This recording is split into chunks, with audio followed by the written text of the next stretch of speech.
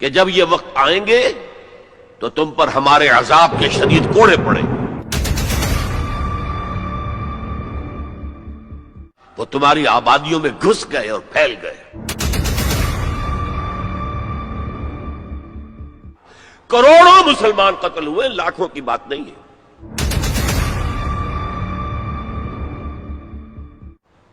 جیسے وہاں دو حصوں میں آیا تھا، کاربن کاپی بتا رہا ہوں آپ کو،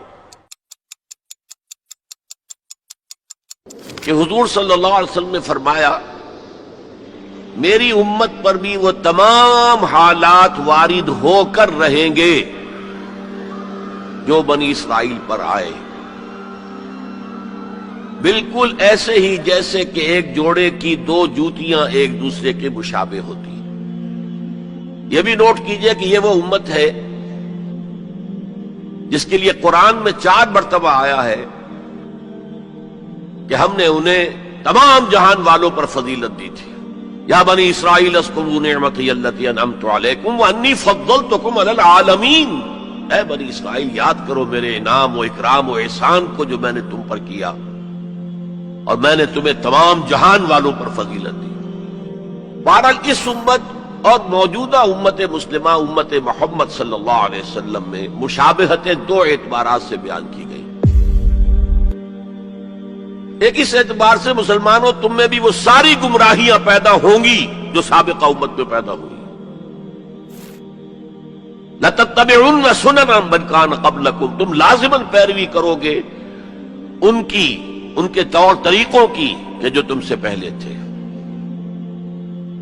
حتیٰ کہ اگر وہ گوہ کے بل میں گھسے تھے تم بھی گھسو گے، اور اگر ان میں سے کوئی شقی ایسا اٹھا تھا کہ اس نے اپنی ماں سے زنا کیا تو تم میں بھی کوئی بدبخت ضرور ایسا اٹھے گا جو اپنی والدہ سے زنا کرے۔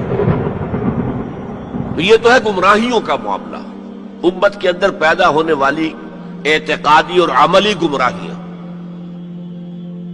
چنانچہ اس کے ضمن میں جو 10 رکوعوں پر مشتمل فرد جرم عائد کی گئی ہے بنی اسرائیل پر سورہ بقرہ میں،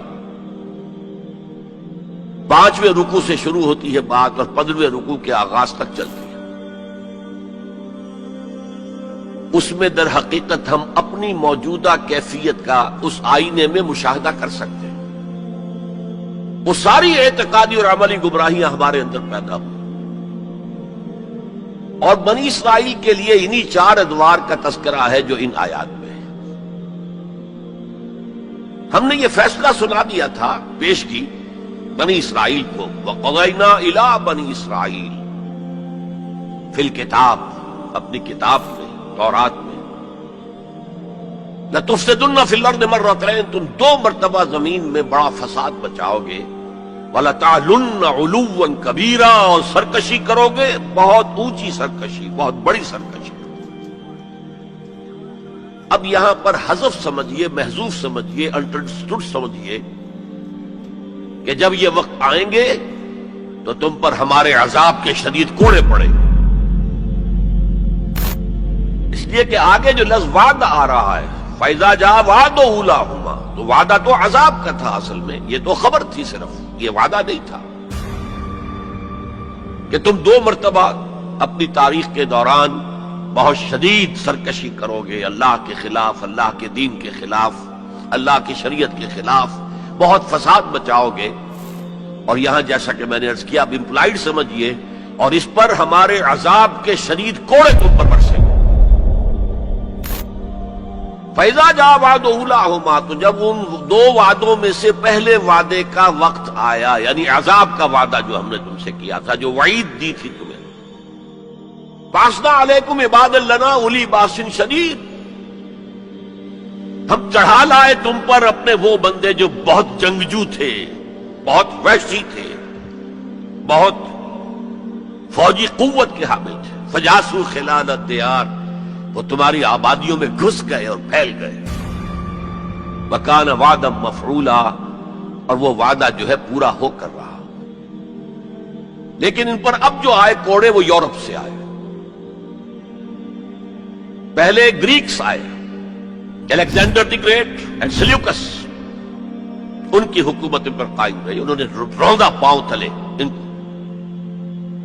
پھر رومنز آ گئے، رومنوں نے فتح کیا علاقہ. اس کے بعد 1948 میں ان کی ریاست امریکہ نے قائم کرا دی UNO کے تھرو. اسرائیل قائم ہو گئی. 1967 میں اس نے اپنی حدود بڑھا لی اور جو 1948 میں اسرائیل قائم ہوا تھا اس میں یروشلم کو 2 حصوں میں تقسیم کیا گیا تھا. مشرقی حصہ مسلمانوں کے پاس رہے گا، فلسطینیوں کے پاس. مغربی حصہ جو ہے وہ یہودیوں کے پاس رہے گا. اب آئیے اس خاکے میں رنگ بھریے امت مسلمہ کی تاریخ کا. دور بنو عباس تقریباً 600 برس کا ہے یا 500 برس کا. ان میں سے 200-250 برس ان کے بڑے عروج کے. پوری مملکت ایک تھی، کنٹرول ایک تھا. پھر جیسے ہمارے ہاں سلطنت مغلیہ کہنے کو تو 1857 تک رہی ہے. ظاہر بات ہے کہ وہ اصل جو دور تھا وہ اورنگزیب عالمگیر پر ختم ہو گیا تھا. اس کے بعد تو کھنڈر بتا رہے ہیں عمارت عظیم تھی، عمارت کو گرتے گرتے وقت لگتا ہے. اسی طرح اس کے بعد اس وقت پھر جب اور ان کے ہاں عیاشیاں شروع ہو گئیں، کوہ قاف کا سارا حسن نسوانی لا کر محلوں میں ہزاروں کی تعداد میں کنیزیں ہیں، ناؤ نوش ہے، رقص و سرود ہے. کیا نہیں تھا جو ہوا ہے. زوال عوام کے اندر بدعات، رسومات، یہ ساری چیزیں ہوئی تو اللہ کے عذاب کے اب کوڑا پڑا. پہلا کوڑا، زبردست کوڑا. جیسے وہاں 2 حصوں میں آیا تھا. کاربن کاپی بتا رہا ہوں آپ.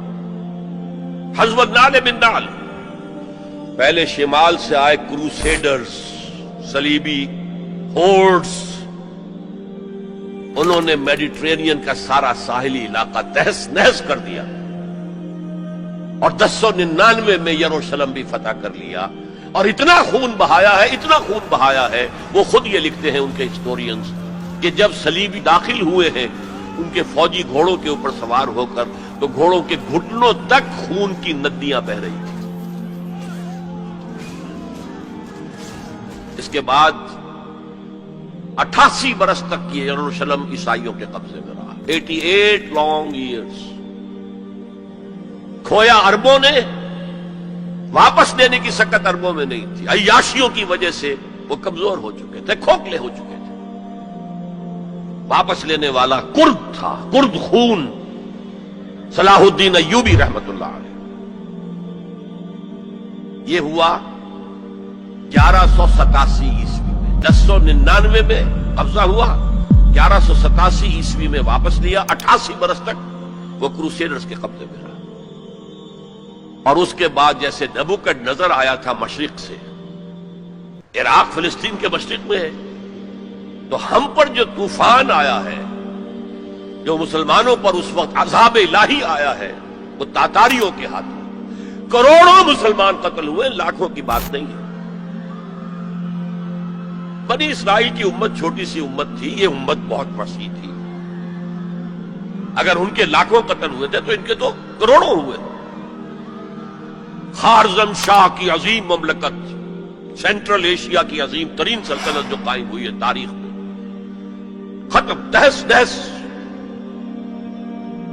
ایسا بھی کیا ہے تاتاری وحشیوں نے کہ ایک آبادی کے تمام انسانوں کو قتل کرنے کے بعد ان کے صرف سر علیحدہ کیے، سریاں، ان کو جمع کر کے ایک پہاڑی کی شکل بنائی. اس پہاڑی پر تخت جما کر ایک وحشی تاتاری سردار نے بیٹھ کر شراب پی. اور مسلمانوں پر دہشت اس درجے تھی کہ اگر 15-20 مسلمان بھی کہیں کوئی تاتاری جو ہے انہیں مل جاتا تھا اکیلا، اور وہ مسلح بھی نہیں، اور وہ کہتا تھا کھڑے رہو یہیں پر، میرے پاس اس وقت تلوار نہیں ہے، میں تلوار لے کر آ کے تم سب کو قتل کروں گا. وہ کھڑے رہتے تھے جیسے کہ بھیڑیں بکریاں کھڑی ہوں، اور وہ آ کر ایک ایک کو قتل کرتا تھا. ضربت علیہم الذلۃ والمسکنۃ وباؤوا بغضب من اللہ. یہ دور انتہائی تاریک دور تھا ہمارا، انتہائی تاریک دور تھا. عرب معزول کر دیے گئے. 1258 میں خارزم شاہ کی سلطنت کو تہس نہس کر کے، افغانستان کے اکثر حصے کو برباد کر کے، تہو بالا کر کے، پھر ایران کی سلطنت کو تہس نہس کر کے، اور عراق کے مشرقی پورے نصف حصے کو ختم کر کے 1258 عیسوی میں انہوں نے بغداد فتح کیا ہے.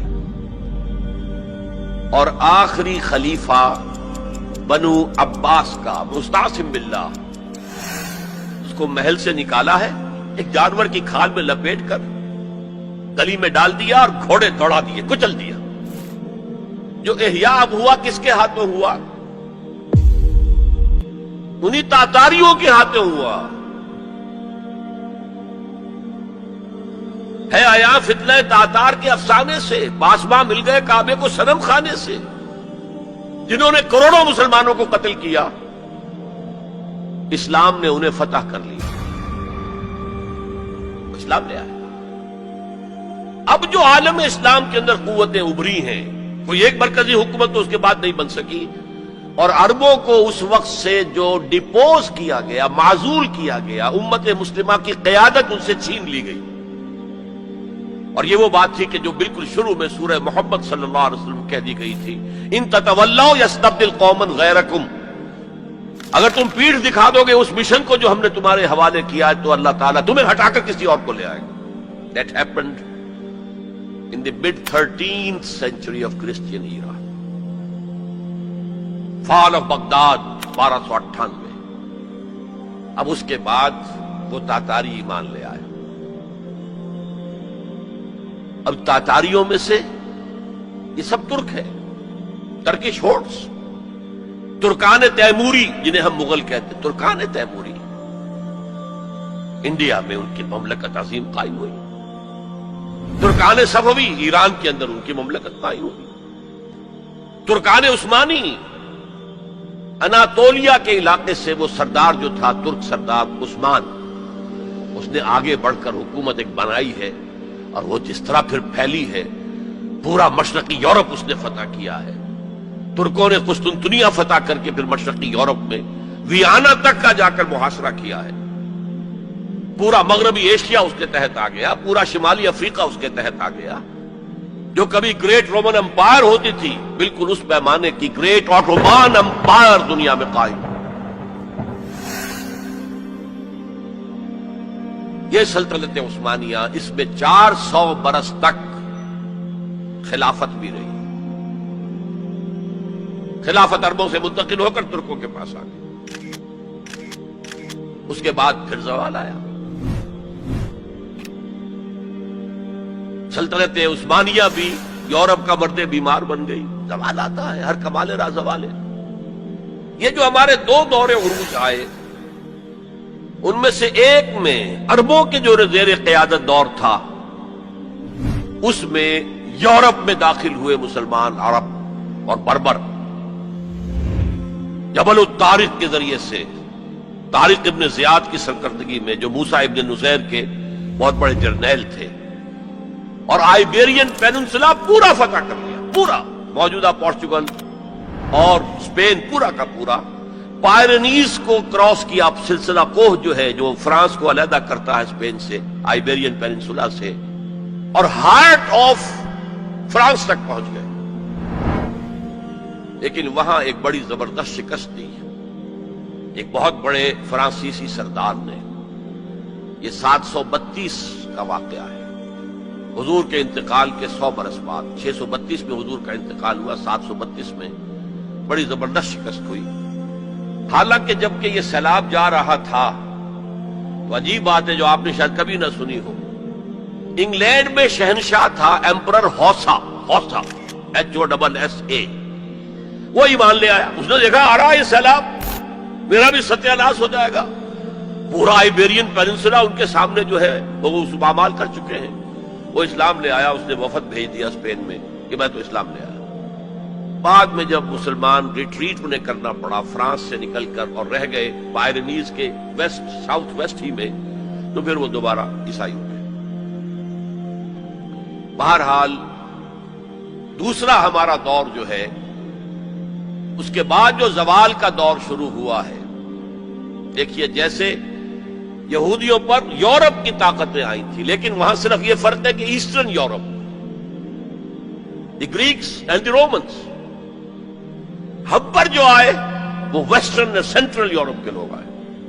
ایک بات نوٹ کر لیجئے، ہسپانیہ کی یونیورسٹیوں نے یورپ کو بیدار کیا، ورنہ اس سے پہلے یورپ ڈارک ایجز، وہ خود کہتے ہیں ہماری تاریخ کا سیاہ دور، پوپ کی حکومت اتنی شدید تھی اتنی متشدد تھی. سائنس کی تعلیم حرام، فلسفے کی تعلیم حرام. کسی گھر سے اگر سائنس اور فلسفے کی کتاب نکل آئے گھر جلا دیا جائے گا. مسلمانوں کے ذریعے سے جیسے ہمارے نوجوان جاتے ہیں امریکہ پڑھ کر آتے ہیں، آتے نہیں وہیں بیٹھ جاتے ہیں، وہ تو اکثر و بیشتر واپس نہیں آتے. لیکن یہ لوگ آتے تھے. اسپین کے بالکل ساتھ فرانس ہے، اس کے ساتھ جرمنی ہے، اس سے نیچے ملتا ہوا جو ہے اٹلی ہے. ان 3 ملکوں کے نوجوان آتے تھے. یونیورسٹیز آف تولیتلا، یونیورسٹی آف کارڈووا قرطبہ، یونیورسٹی آف گراناڈا غرناطہ، یہاں سے پڑھ پڑھ کر جاتے تھے. اسی کے تحت، اسی کے اثر کے تحت ریفارمیشن شروع ہوئی، اصلاح مذہب اور احیاء العلوم شروع ہوا. لیکن بدقسمتی سے اس پوری تحریک میں پوپ کے تشدد اور غلط طرز عمل کے رد عمل کے طور پر مذہب دشمنی آ گئی. چھوڑو مذہب کو، ہٹاؤ ان کو. اور یہودیوں نے اس جلتی آگ پر تیل کا کام کیا، سیکولرزم کا انجیکشن لگایا تاکہ مذہب اور ریاست علیحدہ ہو جائیں. اگر مذہب کا ریاست سے کوئی تعلق ہے تو پھر ہماری کیا حیثیت ہے؟ ہم تو یہودی ہیں، مائنیوٹ مائنورٹی ہے. اگر مذہب علیحدہ، سیاست علیحدہ، ریاست علیحدہ تو ہم بھی مکمل شہری ہیں، برابر کے حقوق ہیں ہمارے. یہ انہیں سوٹ کرتا تھا. پھر انہوں نے پوپ کا جب تک حکومت تھا تو سود ہر سطح پر، ہر نوعیت کا حرام تھا، یوزری بھی اور کمرشل انٹرسٹ بھی حرام. لیکن انہوں نے عیسائیت کے 2 حصے کیے. جیسے ہمارے ہاں عبداللہ ابن سبا آیا تھا یہودی یمن سے، اور اسلام کا لبادہ اوڑھ کر اس نے مسلمانوں کے اندر الفتنۃ الکبریٰ پیدا کیا. اور اس وقت سے جو ہمارے ہاں شیعہ سنی کی تقسیم ہوئی ہے وہ آج تک ہے. اسی طریقے سے کرسچینٹی کو انہوں نے پھاڑ کر کیتھولسزم اور پروٹیسٹنٹزم کے اندر تقسیم کر دیا، اور پروٹیسٹنٹس جو ہیں ان کو آلہ کار بنایا. سب سے پہلا پروٹیسٹنٹ ملک برطانیہ. برطانیہ نے پوپ سے اپنا علیحدہ کیا، چرچ آف انگلینڈ علیحدہ قائم کر دیا. اپنا بینک سب سے پہلا قائم کیا، بینک آف انگلینڈ، یہودیوں کا بینک. بہرحال ان طریقے سے ان یہودیوں نے رفتہ رفتہ رفتہ رفتہ یورپ کو اپنے شکنجے میں کس لیا. اب یہ جو رینائسنس ہوا اور احیاء العلوم ہوا اور سائنس کی ترقی ہوئی، نئی نئی ایجاد ہوئی، نئی نئی چیزیں جو ہیں وہ انسان نے تلاش کی، دریافت کی، فورسز آف نیچر، اور انہیں جو ہے ہارنس کیا، انہیں ایکسپلائٹ کیا، انہیں استعمال کیا، تو ایک پاور پوٹینشل پیدا ہو گیا سینٹرل یورپ کے اندر. اور طاقت تو پھر اپنا نفوذ چاہتی ہے ادھر ادھر. کوئی طاقتور پہلوان ہو تو وہ ادھر بھی جاتا ہے کندھا مارے گا، ادھر بھی کندھا مارے گا، وہ تو طاقت کا ظہور وہ چاہتا ہے. لیکن نوٹ کر لیجئے، عالم اسلام کا پہرے دار سلطنت عثمانیہ بہت مضبوطی کے ساتھ کھڑے ہوئی تھی. یورپ اور افریقہ جانے کا راستہ بند، کہاں سے جائے؟ The great Ottoman empire standing at a sentinel, ایک سنتری کی حیثیت سے کھڑی. خشکی کے راستے جانا ممکن نہیں تھا.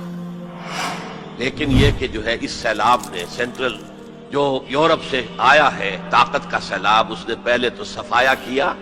یہ دوسرا ڈاؤن فال ہمارا شروع ہو رہا ہے. سب سے پہلے صفایا کیا ہسپانیہ کا. 1492 میں فال آف گریناڈا، آخری مسلمان ریاست غرناطہ کی ختم ہو گئی 1492. اس کے بعد تقریباً 10 سال کے اندر اندر ہسپانیہ کو پاک کر دیا گیا مسلمانوں سے.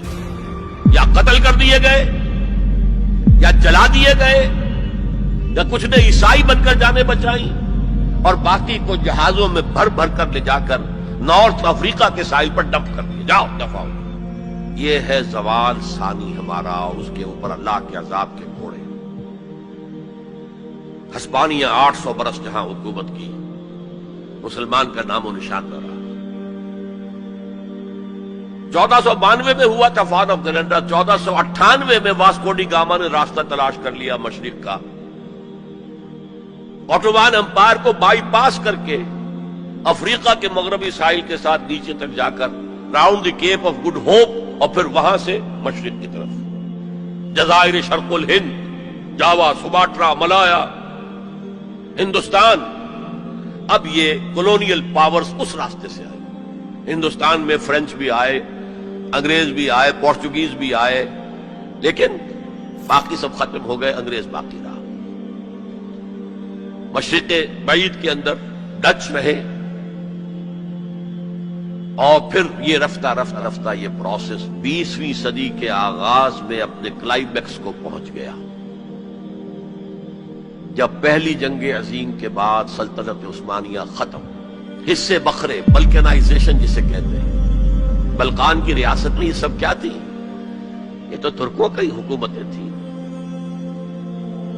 یہ جو کوسوو میں اور بوسنیا میں جو مسلمان ہیں، یہ کن کی یادگار ہیں؟ باقیات الصالحات کن کی ہیں؟ اسی دور کی، ترکوں کے دور کی۔